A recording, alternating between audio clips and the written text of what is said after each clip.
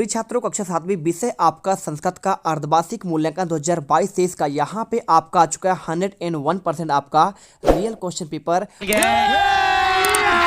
अभी मजा आएगा ना भिड़ो। और यदि आपने ये क्वेश्चन पेपर आपने कर लिया तो यहाँ पे आप 16 दिसंबर के पहले ही पेपर में संस्कृत में आप यहाँ पे गर्दा मचा दोगे। पूरा क्वेश्चन पेपर लेके आ चुका हूँ। देखिए पूरा पेपर आपका 2 घंटे का होगा और साथ में आपका यहाँ पे बात करें पूर्णांक की तो 50 अंक आपका पेपर है। पहला ही पेपर है, पूरा पेपर मेरे पास है। साथ में आपका देखिए पेपर के साथ आपको इनके हर एक क्वेश्चन के आपको सॉल्यूशन भी आपको यहाँ पे दिए जाएंगे। टोटल इस क्वेश्चन की बात करें, देखिए 8वां 9वां और इसके बाद आपका इसमें टोटल 10 क्वेश्चन है और 10 क्वेश्चन के आंसर भी आपको एक ही वीडियो पर बहुत ही बेहतरीन तरीके से आपको यहाँ पे देखिए लिखित आपको आंसर मिलेंगे। सारे क्वेश्चन के आंसर आपको यहाँ पे दिए जाएंगे। पूरा आपका आंसर यहाँ पे लिखित आपका दिखाया जाएगा जिससे आपको यहाँ पे पूरे के पूरे नंबर मिल सके। चलिए इस वीडियो को स्टार्ट करते हैं। और जो भी छात्र पहली बार वीडियो पर विजिट कर रहे हैं, वीडियो को दिल से लाइक करें, साथ में चैनल को सब्सक्राइब जरूर करिएगा।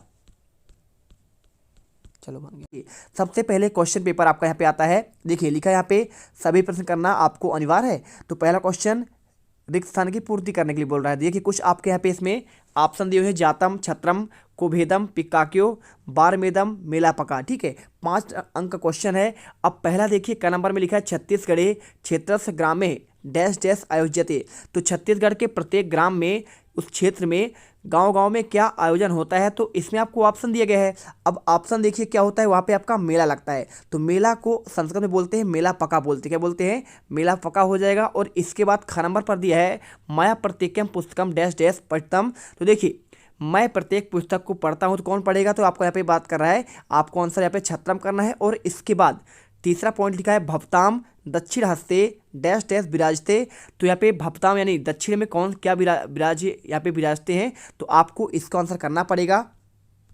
तो आपको इसमें आंसर कर देना है बारमेदम। ठीक है, तीसरे नंबर पर आपको यहाँ पे ये वाला आपको आंसर कर देना है बारमेदम। और इसके बाद चौथे नंबर पे काका कृष्णा पिका कृष्णा डैश डैश। देखिए तो आपका यहाँ पे एक सूक्ति है, आप उसी सूक्ति का यहाँ पे आपको पूरा करना है। तो काका कृष्णा पिका कृष्णा आपको यहाँ पे लिखा है को भेदो पिक काक्यो। आपको आंसर यहाँ पे चौथे नंबर घ नंबर पर करना है। और पाँचवें में अंगा नंबर पर अद्यम चंद्र से दर्शना डैश डैश। आपको यहाँ पे इसके बाद बताना है क्या होगा। यहाँ पे भरा जाएगा जो आपका बचा हुआ है, क्या भरा है आपका यहाँ पे जातम। तो जातम आप इसमें भर दीजिए, यानी आपको हो जाएगा आज चंद्रमा का दर्शन को गया। जातम यानी गया। ठीक है, चलिए इसके बाद आता है आपका उचित संबंध जोड़िए। अब इसमें आपका 5 अंक क्वेश्चन है और इसमें आपके देखिए क्वेश्चन दिया गया है, आपको इधर आंसर करना है। अब यहाँ पे लिखा है भोरम देवा। तो भोरम देव की बात कर रहा है। तो भोरम देव क्या कहलाता है, ये आपका छत्तीसगढ़ कहलाता है खजुराहो। ठीक है, भोरम देव वहाँ एक आपका जगह है, धार्मिक जगह है। तो यहाँ पे आपको आंसर करना है ख नंबर पर। देखिए दूसरे नंबर पर नगर सल्याम लिखा हुआ है। तो नगर सल्याम आपका इसका जो आंसर की बात करें तो इसका आंसर आपको यहाँ पे हो जाएगा प्रवेश द्वारम। ठीक है, आप इसका आंसर प्रवेश द्वारम करिए। और इसके बाद तीसरा नंबर गर्भगृह लिखा हुआ है। तो गर्भगृह कहाँ पे है, तो आपका जो गर्भगृह है ये आपका यहाँ पे शिवलिंग वहाँ पे स्थापित है। इसका आंसर हो जाएगा आपका सेकेंड नंबर वाला। और इसके बाद विशाल सरोवर कहाँ पे है, तो विशाल सरोवर आपका यहाँ पे क्या उत्तर दिशा में है या फिर कहाँ पे है, तो आपको यहाँ पे विशाल सरोवर आपका यहाँ पे हो जाएगा आपका उत्तर दिशा में। ठीक है, इसके बाद लास्ट आपका लिखा है अजा। तो अजा का आपका यहाँ पे हो जाएगा, यहाँ पे आपका अजय नहीं होता है बकरी। और गंधम आपका यहाँ पे लिखा गया है। तो आपको आंसर इसमें लिख देना है। और इसके बाद क्वेश्चन आपका आता है तीसरा क्वेश्चन में कुछ आपको देखिए यहाँ पे क्या लिखा गया है, 10 अंक क्वेश्चन है। इसमें आपको निम्नलिखित गद्यांशों में से किसी 2 का आपको हिंदी पे अनुवाद करना है। तो नगर शैल्या पूर्व विमुखा मुख्य द्वार अस्ति अस्मिन् मंदिरे द्वारा यस्ति भोरम देवस्य मंदिरस्य निर्माणैः खजुराहो उड़ीसया कोणार्क मंदिर सूर्यस्य वास्तुशिल्पम अनुकृति परिलक्षिते मंदिरस्य गर्भगृहे गरुड़ स्थिता भगवत विष्णु प्रतिमा पंचमुखी नाग गणपति अष्टभुजे प्रतिमा संति। अब इसका देखिए बात कर रहा है कि यहाँ पे आपको इसका अनुवाद करना है। तो इसकी अगर अनुवाद की बात करें तो आपको सिंपल सा देखिए यहाँ पे लिखा है कि नगर आपको यहाँ पे जो आपका शैली यहाँ पे पूर्व मुख में क्या है, यहाँ पे आपका मुख्य द्वार यहाँ पे आपका स्थित है। और इसके बाद देखिए यहाँ पे आपका लिखा हुआ आंसर है। चलिए आपको इसका आंसर दिखा देते हैं। सबसे पहले देखिए आपको यहाँ पे पहले वाले आपको 3 में से 2 का आंसर करना है और इनमें आपको 3 में से आपका 2 का आंसर हम आपको करवा के दिखा देते हैं। देखिए तो आपको यहाँ पे ये हो जाएगा पहले वाले का मुख्य जिला द्वार कहाँ पे, नागरिक शैली में पूर्व की ओर स्थित है। इस मंदिर में एक द्वार है। भोरम देव के मंदिर का निर्माण उड़ीसा खजुराहो में कोणार्क के सूर्य मंदिर की स्थापत्य प्रकृति है। मंदिर के गर्भगृह में गरुड़ पर विराजमान भगवान विष्णु की मूर्ति 5 मुख वाला नांग और भगवान गणेश की 8 भुजाओं वाली मूर्ति है। आपका यहाँ पे ये पहले वाले का हो गया। और इसके बाद देखिए यहाँ पे आपका सेकेंड का आपका ये हो जाएगा। सेकेंड में देखेंगे तो इसमें लिखा गया है इदम अस्माकम राम रायपुर नगरम, यानी यह हमारा कौन सा है, यहाँ पे रायपुर नगर है। इसके बाद यहाँ पे खारून नद्या तटे रायपुरम, खारून नदी के किनारे यहाँ पे रायपुर बसा हुआ है। छत्तीसगढ़ प्रदेश राजधानी रायपुर नगरम अस्ति, और छत्तीसगढ़ की राजधानी क्या है आपका रायपुर नगर है। अस्य नगरस्य महत्वम प्राचीन काला देव वर्तते इयम नगरो तड़ागनाम नगरी कथते, यानी तड़ाग यानी आपका तालाबों का नगरी कहते हैं इसे। अत्र अष्टासाधिका तड़ागा संति, यहाँ पे बात कर रहा है इतने आपके यहाँ पे तड़ाग हैं यानी आपको तालाब हैं। और अत्र अति प्राचीन खोखो तड़ाग, बूढ़ाग तड़ाग, महाराज जंबल कंकाली तड़ाग इतनी ऐतिहासिक महत्व घोटनती, आपको यहाँ पे ये करना है। और इसके बाद आपका देखिए तीसरा, तो इनमें आपको यहाँ पे 2 का ही आंसर करना है। और दूसरे के आंसर की बात करें, चलिए आपको यहाँ पे आंसर इसका दिखाते हैं। ये देखिए इसका आंसर आपको यहाँ पे ये मिल जाएगा। हमारा रायपुर शहर है और रायपुर खारून नदी के तट पर स्थित है। रायपुर छत्तीसगढ़ राज्य की राजधानी है। नगर का प्राचीन काल से ही महत्व रहा है। इस नगर को तालाबों का शहर कहा जाता है। 18 से अधिक तालाब हैं और बहुत प्राचीन खोखो झील, बुद्ध झील और महाराजा वंधा कंकाली झील आपका ऐतिहासिक महत्व है। ठीक है, आपको आंसर करना है। और इसके बाद चलिए चलते हैं आपका नेक्स्ट क्वेश्चन पर। क्वेश्चन नंबर आपका तीसरा, तो देखिए यहाँ पे मिस्टेक आपका ये है, क्वेश्चन तीसरा आपका यहाँ पे दूसरा वाला हो जाएगा। और इसके बाद देखिए आपका नेक्स्ट क्वेश्चन ये तो आपका हो चुका है। इसके बाद आपका आता है क्वेश्चन नंबर आपका यहाँ पे दूसरा आपका ये है। ठीक है, तो यहाँ पे दूसरा क्वेश्चन लिखा है निम्नलिखित 2 श्लोकों का अर्थ आपको हिंदी में बताना है। यहाँ पे लिखा है काका कृष्णा पिका कृष्णा को भेदो काक पिको बसंते समय प्राप्ति काका काका पिका पिका। आपको इसका देखिए आपको अर्थ बताएंगे हिंदी पर। और साथ में यदा यदा ही धर्मस्य ग्लानि भवन्ति भारत अभिस्थानम धर्मस्य तदात्मानम सृजानम। ठीक है, इसके बाद देखिए विद्यादाति विनियम विनियात यादि पात्रताम पात्र धना प्रोति धना धर्मा तथा सुखम। अब इसका देखिए बात कर रहा है क्या, इस श्लोक का आपको अर्थ बताना है। तो इसके आपका अर्थ की बात करें, चलिए आपको दिखाते हैं। इन सभी आपके दोनों को 3 में से आपको कोई 2 करना है, तो 2 का आपको इस श्लोक का आपको अर्थ दिखाते हैं। चलिए इसके बाद देखिए बात कर रहा है इसके आपका संस्कृत में अनुवाद की बात कर रहा है, क्या होगा हिंदी में। तो आपको यहाँ पे इसमें आंसर करना पड़ेगा कोयल भी। देखिए काका कृष्णा पिका कृष्णा को भेदो पिक काक्यो, और इसका हो जाएगा कोयल भी काले रंग की होती है और कौवा भी आपका यहाँ पे काला रंग का होता है। फिर भी दोनों में क्या भेद है, तो आपका बसंत ऋतु के आगमन होते ही पता चल जाता है कि कोयल कोयल होती है और कौवा कौवा होता है। क्योंकि देखिए कोयल आपका यहाँ पे मीठी यानी आपका मधुर आवाज़ में यहाँ पे बोली निकालती है, और आपका कौवा क्या होता है आपका कर्कश आवाज़ ध्वनि निकालता है। इसके बाद देखिए बात कर रहा है आपको इसमें 3 है, तो इसके बाद आपको यहाँ पे इसका आपको आंसर कर ही देना है। और इसके बाद यहाँ पे आपका नेक्स्ट क्वेश्चन आता है, देखिए ये दिया है आपका विद्यादाता विनियम वाला। तो इसका चलिए आपको आंसर दिखाते हैं। तो देखिए अगर इसके आंसर की बात करें तो यहाँ पे लिखा है विद्यादाता विनियम विनियाद याति अत्रत्वाम, लिखना है पढ़ने लिखने से शऊर आता है और शहूर से काबिलियत आती है। और पात्र तौर धना पनौती धना धर्मा तथा सुखम, और इसका आगे हो जाएगा काबिलियत से पैसे आने शुरू होते हैं और पैसों से धर्म और फिर यहाँ पे सुख मिलता है। आपको आंसर करना पड़ेगा। और इसके बाद क्वेश्चन देखिए यहाँ पे आपका लिखा गया है, आपका क्वेश्चन नंबर आता है चौथा। ठीक है, तो क्वेश्चन नंबर चौथे में देखिए आपको यहाँ पे संस्कृत में आपको उत्तर देना है। हर एक क्वेश्चन का 10 नंबर यहाँ पे देखिए पूरे क्वेश्चन है। तो पहला क्वेश्चन लिखा है छत्तीसगढ़ हृदय स्थलम नगरम किमस्ति। तो आपको ये क्वेश्चन दिया गया है, तो आपका छत्तीसगढ़ यहाँ पे हृदय स्थल नगर कौन सा है, तो आपको आंसर यहाँ पे आपको रायपुर करना है। ठीक है, देखिए आपको मैं लिखित आंसर दिखाऊंगा, आपको कॉपी पर बढ़िया लिखा हुआ, तो आप पहले यहाँ पे देख लीजिए रायपुर आपको इसका आंसर होगा। और इसके बाद सेकंड क्वेश्चन देखिए छत्तीसगढ़ खजुराहो किम अस्ति। तो छत्तीसगढ़ खजुराहो किसे कहते हैं, तो आपको आंसर करना पड़ेगा भोरम देव। ठीक है, तो इसका आंसर आप यहाँ पे भोरम देव कर दीजिएगा।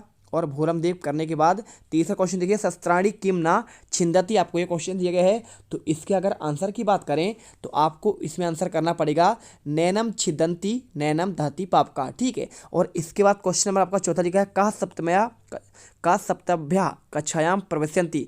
कौन यहाँ पे कक्षा 7 में प्रवेश कर गया था, तो आपको आंसर यहाँ पे आपको सिद्धार्थ की बात कर रहा है, आपको आंसर यहाँ पे सिद्धार्थ आपको कर देना है। इसके बाद क्वेश्चन देखिए पांचवा लिखा है रामायण से महाकाव्य से रचना किम अक्रोत। आपको इसका आंसर 5वें का आंसर यहाँ पे तुलसीदास। देखिए रामायण की यहाँ पे महाकाव्य की रचना किसने किया था, तो तुलसीदास आपको यहाँ पे सही आंसर करना है। और इसके बाद क्वेश्चन नंबर 6 देखिए अपनी पाठ्य पुस्तक से कंठस्थ किए गए कोई आपको 2 श्लोक करना है, 2 श्लोक ही आपको लिखने हैं। तो आपको जो प्रश्न पत्र में आ चुका है आपको उसे नहीं लिखना है, उसके अलावा जो भी आपको पे याद हो आप उसको लिख दीजिएगा, ठीक है। क्योंकि आपका ऑलरेडी पेपर में आपका काक पिक्यो वाला लिखा गया है, साथ में आपके बहुत सारे विद्या दादाती वाला लिखा गया है। तो आप इनमें इसके अलावा जो आप एक चाहें तो आप इसमें लिख सकते हैं। चलिए आपको आंसर इसका भी दिखा देते हैं। तो इसका आंसर आपको यहाँ पे ये मिल जाएगा। देखिए सभी के आंसर आपको मिल जाएंगे।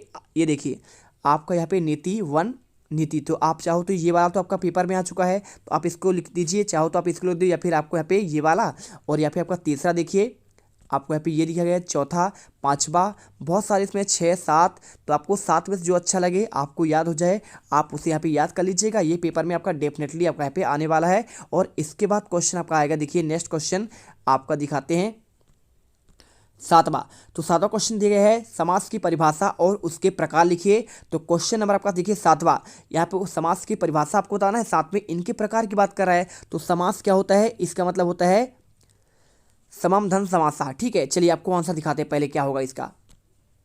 तो यहाँ पे आपको आंसर मिल जाएगा। देखिए समास की परिभाषा, तो देखिए 2 या 2 से अधिक पदों को मिलाने पर जोड़ने को समास कहते हैं। समास का अर्थ है संक्षेप या फिर समासनम होता है, ठीक है। समास में पदों का अर्थ स्वतंत्र होता है, किंतु जब समास बन जाता है तब इसका एक सामूहिक अर्थ होता है। समास करने पर समास से जुड़े हुए पदों के बीच विभक्ति नहीं रहती है, बल्कि अंत में विभक्ति आपका लगता हुआ है। समास में जुड़े हुए पद का समासिक पद कहते हैं, ठीक है।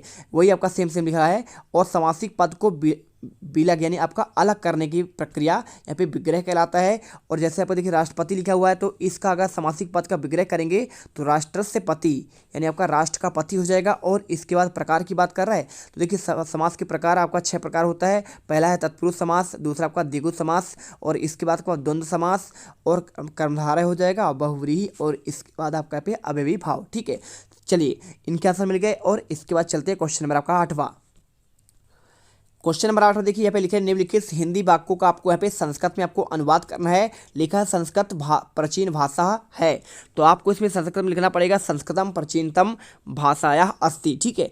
अगर इसके आंसर की बात करें आपको लिखित चलिए दिखा देते हैं इसका क्या आंसर होगा। साथ में दूसरा लिखा है आदर्श छात्र के कौन कौन से गुण होते हैं। तीसरा लिखा है गर्भगृह में कितने शिवलिंग है। चौथा लिखा है चंद्र का दर्शन कब होता है। अगर मैं आंसर की बात करूँ तो यहाँ पे पहले का आंसर आपको लिख देना है, आपको बता दें सेकंड का आंसर हो जाएगा यहाँ पे आदर्श छात्रा किम गुणा 80, ठीक है। आपको आंसर सेकंड का ये करना है। और तीसरे वाले में गर्भगृह में शिवलिंग है, तो इसका आंसर करना है आपको यहाँ पे गर्भगृहे शिवलिंगम अस्ति। और इसके बाद देखिए 5वें का फल की इच्छा मत करो, इसका आंसर हो जाएगा माँ फलेसु कदाचन, ठीक है। और इसका आंसर आपको लिखित चलिए दिखा देते हैं पहले, क्योंकि आपको यहाँ पे लिखित आपको देखना भी जरूरी है। तो आपको यहाँ पे क्वेश्चन 8वें का आंसर आपको यहाँ पे ये मिल जाएगा। देखिए सभी के आंसर लिखे हैं क्वेश्चन 8वें के 5वें के तक आंसर, पहला, दूसरा, तीसरा, चौथा और 5वां। और इसके बाद यदि आपने यहाँ पे इसके पहले वाले का आंसर नहीं दिखे चौथे का, तो आप यहाँ पे ये आप इसे देख लीजिए, इसका भी आंसर यहाँ पे आपको दिया गया है। तो आपको यहाँ पे राम रायपुर नगरम घोरम देवा नैना छिन्नति नैनम दहति पावका और सिद्धार्थ सप्तभ्याम कक्षायाम पठति। और आपका 5वें का आंसर तुलसीदासा, ठीक है। चलिए इसके बाद क्वेश्चन आपका दिखते हैं आपका नेक्स्ट क्वेश्चन आपका 9वां नंबर। तो क्वेश्चन नंबर 9 में आपको यहाँ पे संस्कृत में आपको इसके संस्कृत में आपको देखिए कुछ संख्या आपका दिए गए हैं, इनको आपको संस्कृत में लिखना है। पहला लिखा है 16, तो 16 को बोलते हैं आपका सोडसा हो जाएगा। और सोडसा के बाद इसकी बात करें आपका यहाँ पे 13 लिखा हुआ है, 13 को आपको लिखते हैं त्रयोदश, आपको इसका आंसर त्रयोदशा कर देना है। और इसके बाद सा नंबर में लिखा है 18, तो 18 कहते हैं क्या कहते हैं आपका यहाँ पे हो जाएगा अष्टदशा, आपका इसका 18 का आंसर होगा। और 20 का आंसर हो जाएगा आपका विंशति। चलिए आपको इनका आंसर दिखाते हैं आपको लिखित, और साथ में यहाँ पे आपको देखिए कोई आपको 10वें नंबर पर आपको निबंध लिखना है, किसी एक विषय पर संस्कृत भाषा या महत्व की बात कर रहा है, महात्मा गांधी या फिर उद्यान के बारे में, धेनु के बारे में, साला के बारे में, जो आपको अच्छा लगे आप इनमें से एक कर लीजिएगा। 8 नंबर क्वेश्चन है। अब चलिए क्वेश्चन 9 और 10 का आपको आंसर दिखाते हैं, ठीक है। तो इन सभी के आंसर आपको यहाँ पे मिलेंगे। देखिए सबसे पहले आपको यहाँ पे बात कर रहे हैं संख्या वाले का, तो संख्या का आपको आंसर आपको यहाँ पे ये मिल जाएगा, आपको कॉपी पर लिखा हुआ, तो आप ये देख लीजिए लास्ट वाले का आंसर आपको यहाँ पे 9 नंबर का आंसर आपको यहाँ पे ये मिल जाएगा। सभी के आंसर चारों के चारों आपको दिए गए हैं, षोडशा, त्रयोदशा, अष्टदशा और विंशति। और इसके बाद लास्ट का आंसर आपको यहाँ पे ये मिल जाएगा, इसे आपको संस्कृत भाषा का महत्व का आपको यहाँ पे वर्णन करना है। तो यहाँ पे देखिए सर्वासु भाषासु संस्कृत भाषा प्राचीनतमा भाषा अस्ति, अस्माकं संस्कृति भाषा मेव प्राचीनतमा चत्वारः वेदाः ऋग्वेदः यजुर्वेदः सामवेदः अथर्ववेदः संस्कृत भाषायां विद्यते वाल्मीकि नाम विरचितं रामायणं प्रथमं छन्दोबद्धं महाकाव्यम् अस्ति। अस्मिन्नेव कवे सामाजिकाः आदर्शाः निहिताः सन्ति। यथा रामस्य पितृभक्ति, भारतस्य त्यागः, दशरथपुत्रवल्यं च। महाभारतं नाम संस्कृतग्रन्थस्य विश्वज्ञानकोशः प्रतीयते। गीतापि महाभारतस्य एव महत्वपूर्णः अस्ति। अस्यां भाषायां कविकुल कालिदासेन अभिज्ञानशाकुन्तलं नाम प्रसिद्ध नाटकं विरचित, यानी महाकवि कालिदास ने विश्व प्रसिद्ध नाटक आपका यहाँ पे अभिज्ञानशाकुन्तलम की रचना की है। साथ में गीतु काव्यस्यु तस्य मेघदूतम प्रसिद्धम अस्ति। साथ में गीति काव्य में मेघदूत प्रसिद्ध है। जयदेवेन विरचितम, जयदेव के द्वारा रचित किया गया गीता गोविंदम नामक गीत काव्य भी आपका यहाँ पे सर्वाधिक आपका लोकप्रिय यहाँ पे आपका काव्य है। साथ में पूरा भारतीय प्राय सर्वेशा जना संस्कृत भाषा में परस्पर आलपन्ति। तथा एकदा भोजराजः गच्छन् मार्गे एकं भारवाहकं दृष्टवान् तस्य शिरसि गुरुतरः भारं दृष्ट्वा भोजराजः तब पृच्छत अपि भारो बाध्य। ठीक है, यहाँ पे आपको देखिए, यहाँ पे इसका आपको संस्कृत भाषा का महत्व का आपको वर्णन कर देना है। तो सभी के आंसर आपको यहाँ पे दे दिए गए हैं। एक एक करके आप यहाँ पे आंसर अच्छे से देख लो। यहाँ पे श्लोक की बात कर रहे हैं, इसमें पूरा 7 श्लोक हैं। जो भी आपको यहाँ पे 2 श्लोक आपको याद करके आपको लिखना है, तो आप इसे याद कर लीजिए। साथ में आपको यहाँ पे समास की परिभाषा और इसके बाद क्वेश्चन आंसर की बात कर रहे थे। इसके बाद देखिए आपको हिंदी में आपको संस्कृत के सुभाषितानी का आपको वर्णन करना था, इसके बता दिया मैंने। साथ में आपको क्वेश्चन नंबर 2 का आप देखिए, इसका आंसर बताया मैंने। और बाकी आपका 9 का आंसर आपको यहाँ पे 9वां 8वां और इसके बाद आपका ये चौथे का आंसर है।